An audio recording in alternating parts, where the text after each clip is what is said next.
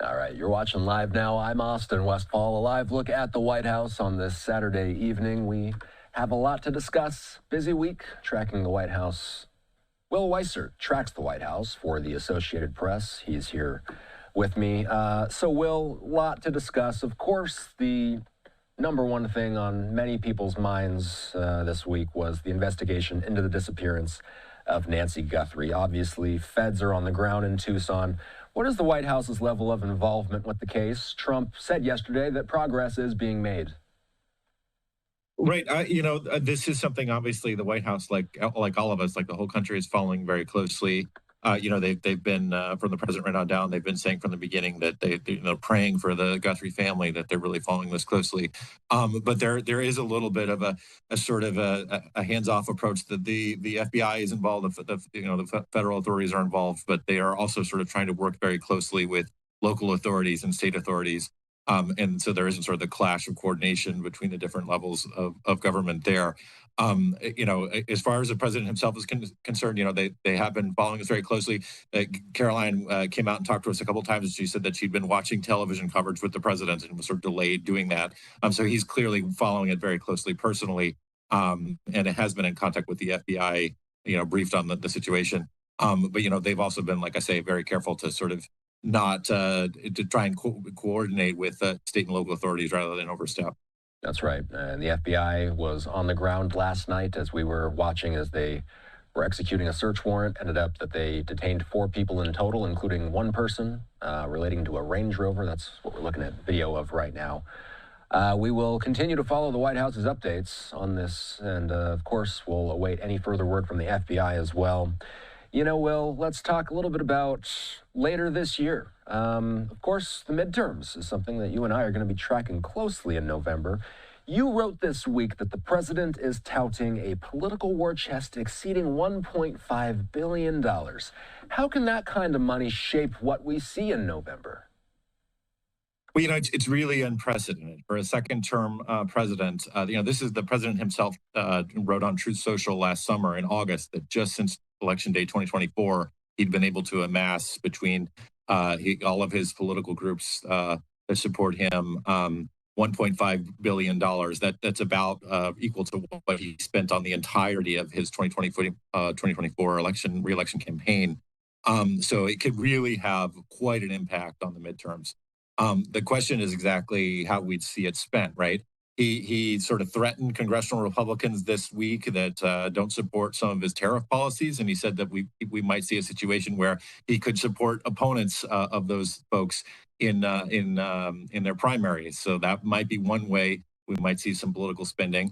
He could also use it to sort of support Republicans against Democrats in general elections. One thing that's come out of the White House is they say that the president gets it, that he saw in his first term that when the Democrats really had a big year in the midterms in 2018, the blue wave, and they won back the House, that the second part of his first term really saw a lot of his top policies stymied, and he doesn't want to see that happen this time. But it's interesting because President Trump has always been a very good fundraiser, since his first run for president. He's still raking in lots of money, still doing a lot of fundraisers, still sending out a lot of fundraising emails, sort of tireless about it. But he hasn't had a particularly strong track record of spending in elections where he's not involved personally. So the question is, will he really open the purse strings and make a huge impact, which he could, or will he sort of hold on to the money and continue to try and have influence, even perhaps in the race to pick a successor in 2028 or even beyond that? It's we really don't know, and the amount of money involved, like I say, is a war chest that really somebody who was seeking re-election would look at with envy, and he's not in a position where he's going to have to do that.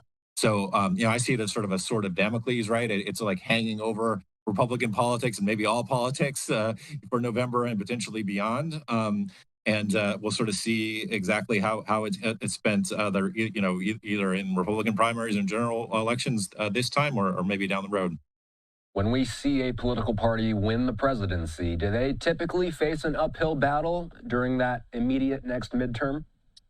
They do. This is something that Trump talks about almost every day. Historically, as you say, the party that wins the presidency then often sees defeats in the midterms because there's like a voter enthusiasm gap generally, right? People were really excited to vote for the party, in this case in 2024, and they might not be as excited to turn out in 2026.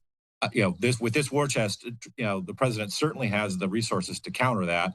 And it's quite possible that the political groups around him that have raised some of this money are already doing things like focus groups and working on ads to maybe try and close that voter enthusiasm gap that we would traditionally see. We haven't seen a lot of that yet. Doesn't mean it's not happening, and it's still sort of early in the process. But one thing that the president has said repeatedly is that if the Democrats win back the House and potentially all of Congress, he expects he'll get impeached again. Interestingly, he had political funds in the past that he funneled to his lawyers and basically to pay legal fees when he was indicted criminally by the Biden Justice Department was also facing civil charges and civil case. So there is precedent there too of this is political money supposed to be spent on political activities, but there are PACs, leadership PACs specifically, where you can use money for things like legal fees. So if the Democrats were to have a particularly strong showing in November, the president could also use the war chest sort of to benefit himself that way. Let's talk about Congress. That was another major thread we were tracking all week was this looming deadline for DHS funding. Today, the administration is dealing with a partial funding collapse, a funding lapse centered on Homeland Security functions. There are real-world consequences that can show up quickly for travelers, disaster response, and day-to-day federal operations, even if some core security work will continue. Will, what does the White House see as the most important point of leverage in these negotiations with Democrats? It's ultimately Democrats and the White House, really, that are kind of going back and forth over the DHS issue. That's right. That's right. The Democrats in Congress are really calling for more restrictions on immigration enforcement. They say that they'd like to see more and more transparency what's going on there. And negotiations are continuing, both on Capitol Hill between both parties and the White House. They're talking sort of as we speak, and they'll continue to talk even though Congress is out of session technically until next Thursday. If there is some sort of breakthrough that's reached, they could come back and vote early. But I think that there are a lot of issues. I mean, one of the sort of key ones that's talked about publicly a lot is masked agents, right? The Democrats, by and large, congressional Democrats are very much opposed to folks that are doing immigration enforcement that are masked. And on this issue specifically, President Trump has been asked over and over again and won't really give an answer, right? He says it's an important sort of issue, and he won't sort of come down one way or the other because he sort of sees it as a bargaining chip, I think. And those are the kinds of negotiations that are going on right now. But as you say, if you're a traveler, if you're a TSA agent, right, who's again reporting to work without getting paid for the second time since November, there are going to be some disruptions and some pain being felt in the short term, by a lot of folks. But the overall, despite the shutdown, DHS operations are still going to continue. We still will have immigration enforcement. There still will be deportations, things like that. They just might look a little bit different until the shutdown is over, and negotiations, really are ongoing. It's hard to know when we'll be sort of through this at this point.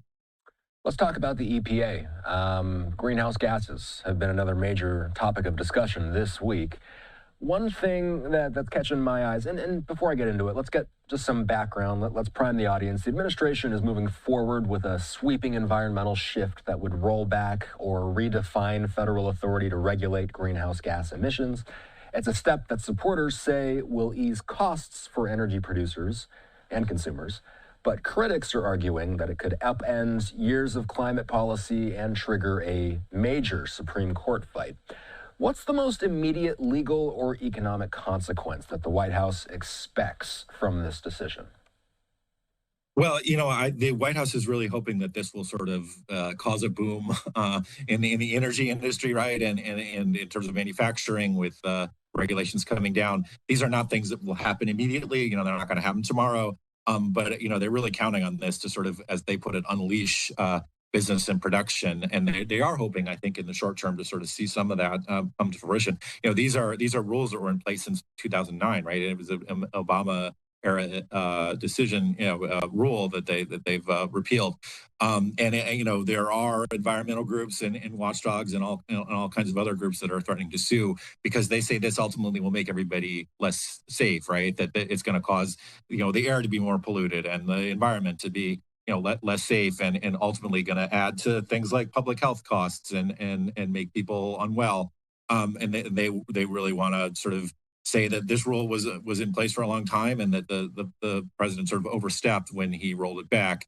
That that probably will go to the Supreme Court. None of that will happen immediately, and in the short term, a lot of these emissions that were there for years and years and years in terms of like vehicle emissions and what power plants can do and can't do when producing things like producing energy, things like coal power plants. All that stuff is no longer in effect, and that will basically take immediate effect and could have economic consequences, in the short term, pretty quick here. Let's talk about Munich. We've been watching a number of high-profile speakers in attendance in Munich. We saw the Venezuelan opposition leader. She was speaking right before we had you on. Secretary Rubio also at the security conference. He is there and answering a lot of questions about European security, about the Russia-Ukraine war.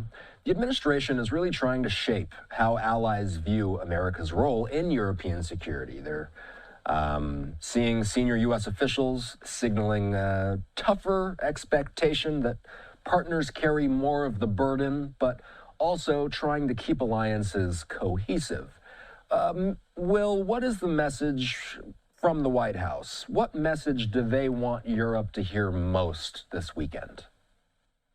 I thought it was really interesting if you look at Secretary Rubio's speech specifically, right? He said Europe and the United States are stronger together. They're sort of better together, right? And he was really very offering a message that was sort of very conciliatory and to sort of reassure everybody, right? Say, look, NATO relations have potentially been strained over a lot of issues. The president's designs on Greenland, and the fact that the Russia's war on Ukraine continues, and that there hasn't been a lot of progress there. There's a lot of sort of frustrations coming out of Europe. Rubio was really sort of seeking to tamp those down, right? But he also made it very clear that the White House sees this as Trump's new world order, and he was sort of inviting European allies to be a part of that, right? So it's sort of like, calm down, be reassured, everything is fine, and yet we're going to do things the way that Trump wants to do it. That's increasingly sort of with a globalist eye towards things, and Trump is sort of seeing his ability to sort of take a harder stance towards extensive allies and countries that have been allies with the United States for a long, long time, since the beginning of the Cold War, since really World War II, and not necessarily say things all the time that they're going to like. There can always be a disagreement among friends, sort of is the way he might put it. But all of this comes. The President's Board of Peace is having its first official meeting next week at the White House. This is an organization that was originally sort of conceived of as a way to bring peace to Gaza, right after the Israel-Hamas conflict there. Now its mandate has been expanded potentially all over the globe. That's an important group, and the president has really talked about it potentially one day replacing the United Nations, right? So this is still very much like Trump's order, and Rubio is a conduit of that, a supporter of that. And yet, he was also trying to walk a very tight rope and say, don't worry, we're going to do all of this in a way that Europe's going to like, and we're going to remain friends. So let's kind of wrap things up here. Back at home, the White House continues to highlight affordability and cost of living as a core political test. The latest inflation report was positive, Will, but pocketbook pressures suggest that many voters are still feeling stressed about housing costs, groceries, borrowing rates. Is the White House acknowledging that many Americans are not feeling relief yet? And if so, what's their explanation? Well, that's a good question. The message out of the White House from President Trump on down really is the stock market is doing great. Your 401ks are doing great. And, look, we've tamed inflation, right? You saw apartment rents come down and gasoline prices come down thanks to our policies. And we haven't seen inflation sort of this decelerated for 5 years. So the economy is doing great. Well, as you noted, affordability still is very much an issue. Poll after poll shows that people, even if the economy is improving, even if inflation is slowing, even if job creation remains pretty steady, it's not necessarily making people feel like the cost of living is more manageable, or that the kitchen table issues are where they want them to be.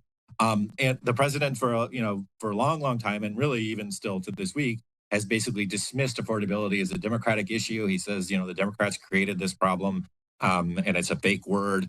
But I do think, sort of behind the scenes, the message from the White House is trying to sort of soften things, and they really get it, right. They understand that not everybody has a 401k, right. Not everybody's in the stock market, and bragging about all those things, it might look good sort of on the top line, but it might not trickle down. They said that the president was going to be out sort of every week, right, visiting different battleground states potentially and talking about the economic message. We had a couple of weeks now where he hasn't done that. He was in Fort Bragg on Friday. He gave a speech sort of lauding the special forces folks who were involved in the Maduro raid that toppled the former president of Venezuela. I do think that there will be more trips coming up. I think they will try and talk about how they feel like they've been able to spur jobs and spur the economy. But that's really, whether that message will sort of get through. It's really hard. This is a problem that the President Biden had too. He would say, look, the indicators are doing great. We're doing better with inflation. We're doing better with job creation. And people were saying, we don't feel it. The economy is not good. And that's one of the reasons why President Trump was reelected. So this is not an easy message to sort of to send. And it's also one that takes a long time to sort of break through, right? Like, the economy could be getting stronger. If there's a lag there, people might not feel it right away. So I think that this is definitely something that is going to continue to be a major theme for the White House and for the president himself through November. Whether or not they can keep the economy strong and get voters to basically to convince voters is an open question. And that's really what's going to be so fascinating going forward. Always nice to check in with you, Will. Thanks. Have a good weekend. Thank you. Same to you.